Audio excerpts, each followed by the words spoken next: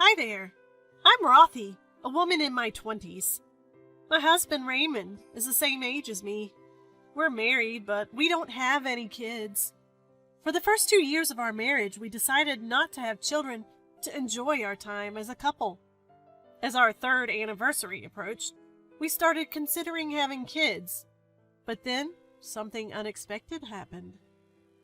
My younger brother was getting married, and our parents helped him with the cost of building a new house.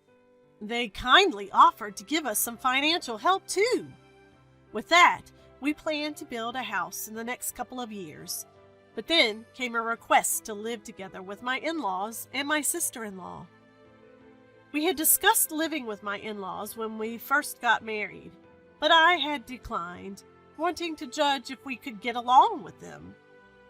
I had set some conditions if we were ever to live together. That sister-in-law would have to be married and move out, that if she ever got divorced and came back, we wouldn't live together, and that the land deed would be in my husband's name to avoid any potential disputes. My sister-in-law was still in college and wasn't looking to get married anytime soon. I didn't have a bad relationship with her, but she's the kind who doesn't respect personal boundaries and would snoop around our stuff. I really didn't want to live with her and was searching for a gentle way to decline. Raymond said he'd handle it and tell them our decision. It was a relief since I was worried about making things complicated if I addressed it myself. However, even after this, my in-laws kept pushing us to live together. When I mentioned that Raymond had spoken to them, they acted like they hadn't heard anything. In fact, they countered, he seemed open to considering it. I was baffled by their response. From their tone on the phone, it seemed they were equally, if not more, puzzled. Given my mother-in-law's reaction, I didn't think she was lying, and there was no reason for her to do so. That night, when I discussed it with Raymond, he said he'd make things clear, but I still felt uneasy. We both work, earning about $90,000 annually. While it might seem enough thinking about having kids, it's not really a comfortable amount. On top of that, if we ended up living with my in-laws and they expected us to financially support them, it would be a problem. I was really anxious about whether Raymond would convey all this to them. Sure enough, my intuition was spot on. A few days later, he brought up this proposal. How would you feel about tearing down the house your parents live in now and building a new one there for us all to live together? Before building the house, the land should be under your name. If not, we'll have issues later on. If it's a multi-generational home, the part we live in should be in your name. Otherwise, if I'm paying and get nothing in inheritance, I'd be at a loss. If we're building a home with the support of my husband and my parents for us and my in-laws to live together, I thought it'd be fine for them to give him the land. I was afraid that after my in-laws pass away, sister-in-law might claim rights and make the house-building effort pointless. However, the in-laws rejected both the land gift and the partition. Just because you're our daughter-in-law, it's weird if you provide the money and the house becomes yours. Since we're putting in money, we must think long-term. What if we divorce? What if we stop living together? Any property loss would be irreversible. Being a daughter-in-law makes me even more cautious, but my in-laws and sister-in-law only insisted on their perspective. I thought living together would be fine once the land issue was sorted, but I realized my husband wouldn't navigate this well. Given sister-in-law's invasive nature, we decided to live separately. However, my husband's stance remained vague. Months passed with no change, and when I confronted him in frustration, he said, flustered, "We're going to discuss this weekend. I can't decide alone." To make progress, we arranged a meeting at my in-laws' place over the weekend. Yet, during the meeting, he would agree with whatever I said, and whatever his parents said, without ever taking a definitive stance. Exasperated by his agreeing to both our opposing views, I called off the new house plan. We have opposing views, and we're getting nowhere. Building a house is impossible now. You four can discuss as you like. After leaving my in-laws' house abruptly, I came home and made my stance clear to my husband a few hours later. I am no longer interested in building a house under these circumstances, whether we live together or separately. And just so you're clear, I won't be contributing a single dollar. If you want a home to live in with your parents, you'll have to fund it yourself. Rather than defending or opposing, the husband seemed hesitant and said little. A few days later, my sister-in-law showed up. She immediately burst into tears at the doorstep, berating me for being a terrible wife. Wanting to avoid causing a scene for the neighbors, I reluctantly let her in. How could you abandon your parents? You devil! I won't leave until you change your mind about building the new house. That's already settled. We're not building anymore. At first, my husband tried to calm the situation, but as sister-in-law continued crying and pleading, he began to side with her. After all, both our parents were looking forward to it, and I can't bear... Do you intend to keep them in that old house for much longer? Their parents' house was about 50 years old, with a leaky roof, creaky floors, and probably wouldn't last another decade. Sister-in-law confronted my husband, asking if he planned to make their parents' life miserable. Gradually, he started to agree with sister-in-law's points. Fed up with their behavior, I interjected sternly between my husband and sister-in-law. Do you honestly think you can get everything you want without compromising? Deals work when both sides benefit. This isn't rocket science. Talking to you two is like dealing with stubborn children. You throw tantrums and become immovable when things don't go your way. I'm contributing the money, so of course I have conditions. It's audacious to reject those and then demand funds without spending any of your own. If you're so concerned about our parents, why don't you start contributing once you get a job after college? Stop trying to use others without any sacrifice on your end. And causing a scene right at the front door? Don't you realize it's a nuisance for the neighbors? I wish you'd think before you act and speak. Given the recent events and your lack of consideration, I've realized living together is out of the question. How do you not get that? Feeling overwhelmed by my determination, sister-in-law went silent. My husband couldn't bear the tension.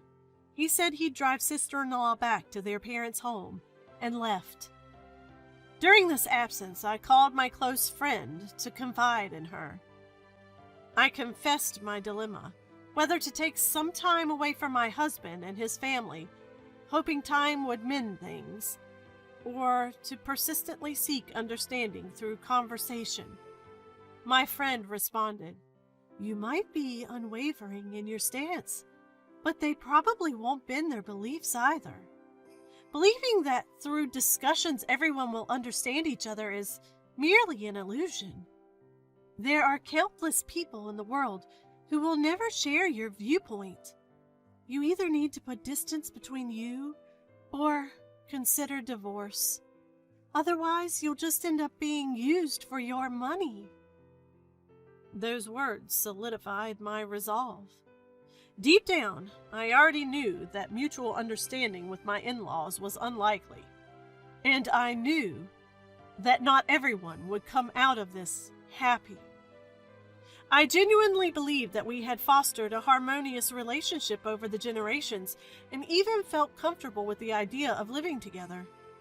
It was daunting to think about impulsively divorcing my husband, whom I once desired a life with. I had hoped to resolve things amicably. However, I couldn't ignore the realities. Whether I chose divorce or continued with the marriage, I needed money to live. I couldn't risk losing it. If you don't stand your ground, especially where money is concerned, you'll regret it. There's no way this can be resolved smoothly, she advised. Following my friend's suggestion, I took precautions like moving my banking cards to a safe deposit box. My husband had returned around the same time. Over the next 2 days, we had a lengthy discussion. I understand where you're coming from, and it does make sense, but when I hear my sister and parents, I feel they have a point too, he admitted. My husband had a tendency to respect everyone's opinions, almost to a fault. To be frank, he lacked firm beliefs, easily swayed by others. This often put him in the crossfire, making him an easy target from both sides. Recognizing his lack of self-awareness about this trait, I confronted him. You agree with me when you listen to my side, and you side with your family when you hear theirs. You're not fully supporting either of us. This isn't neutrality. You're just flipping sides, turning into a traitor. It's easy to label your nature as empathetic and genuine, but in this situation, being easily influenced isn't a virtue. What do you want? Do you want a life with just the two of us? Or do you also want a life together with your family? I always thought it was okay to live with just you, or even with our parents. As they're getting older, I felt guilty making them stay in that old wooden house. You weren't keen on it, but I sensed you were warming up to the idea of living together. But what you said to my sister earlier opened my eyes. We were just using their property for our gain. I thought it'd be a win-win with them getting a new home and us saving on land costs. But making you and your parents pay for 2/3 of it to ease our worries? That's not right. I don't mind living together, but you do, don't you? Given our future, I understand why it's tough to build a house on their land and live with them, especially when they won't even consider meeting our terms. I get why you might not even want to build a house anymore. I feel guilty for complicating things. I regret not having a firmer opinion. Then let's discuss it again with your parents. If we can't find a solution, we'll distance ourselves from them. I won't be used by them and won't just silently comply. If you side with them even once during that discussion, I'll consider them your only family and won't rule out divorce. Who is your real family? You're the reason I got married.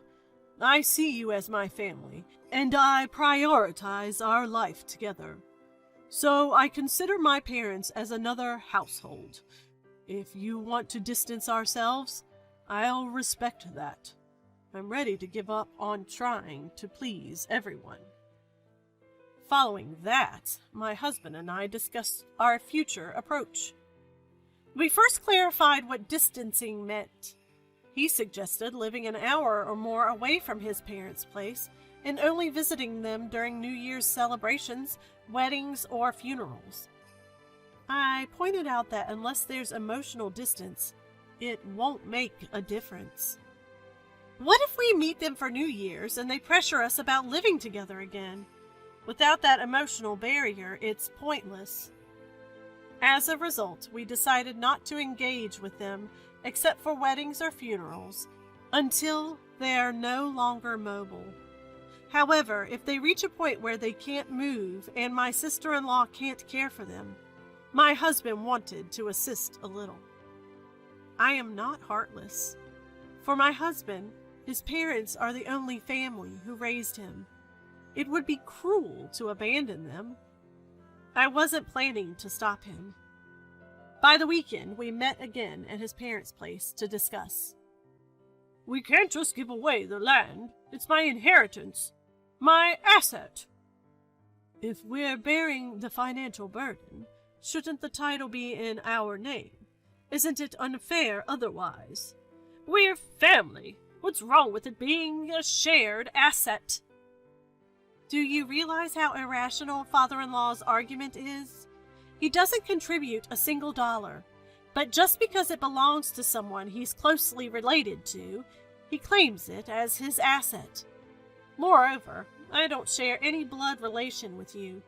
If something unpredictable happens, like a divorce, and I end up losing money, it would be a problem. It's not that easy to just say divorce. You just don't go and do it right away. It's just a hypothetical. I am making a point. People might view divorce as a bad thing, but it can also be a means for both parties to find happiness. As an outsider, I need to consider such risks. To begin with, the reason our conversation even reached this point is because you won't agree to terms and are just trying to use our situation to your advantage, right? It sounds terrible when you put it like that. We just said if you buy the house, we want to live there too. How else would you describe letting someone else pay, not compromising on anything, and trying to get a house for free? It's exploitation, and you're just taking advantage of the situation because of my daughter-in-law status. We said we'll cover our own living expenses. What's the issue if we live together? From this situation, I've come to see how unreasonable your demands are. Misunderstandings like this will only increase if we live together. If every issue becomes this big, it'll wear both of us out. Wouldn't it be better for both of us to maintain a moderate distance? It's not fair to say, we'll cover the building costs and you can pay for your own living expenses. If we're paying for the construction, we should own the house. It's ridiculous that you won't contribute $1 to the construction cost, but want the house in Dad's name. It would be different if it was an inheritance or something, but this isn't even a property related to Dad's lineage. You're just trying to get a share of someone else's property. We're still family, aren't we? Don't conveniently use the term family. Once you get married, your spouse becomes the priority. We are not family here. Sharing assets doesn't make us family. Anyway, we don't plan on living with you or building a house for the time being.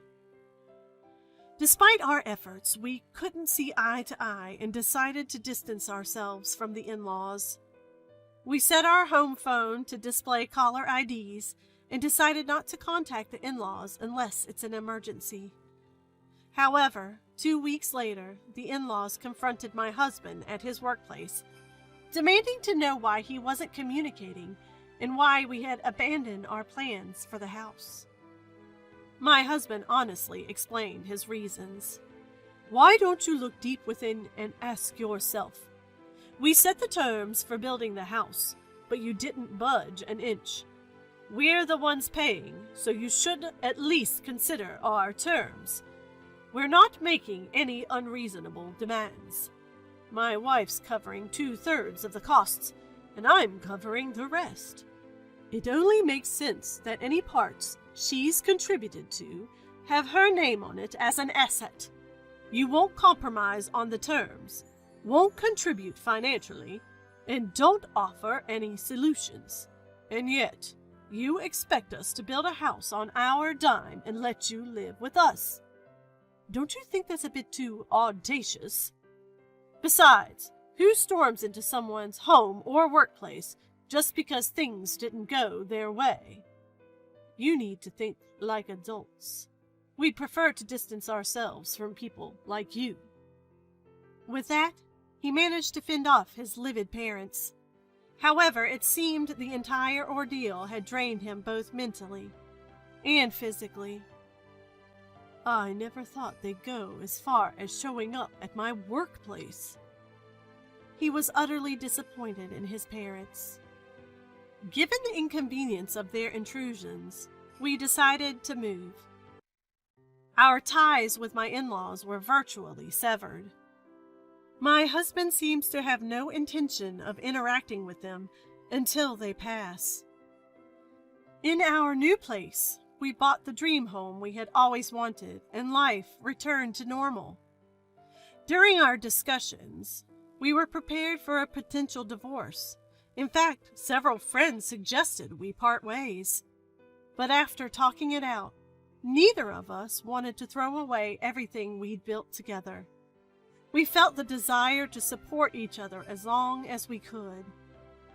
Through this experience, my husband reflected on how easily he's swayed by others, and has since become more assertive in expressing his opinions in our daily life. Now, our bond is stronger than it was before this incident, and our relationship has improved. We've been discussing starting a family soon. We hope to be blessed with a wonderful child. We aim to respect each other's views and live happily together for the rest of our lives.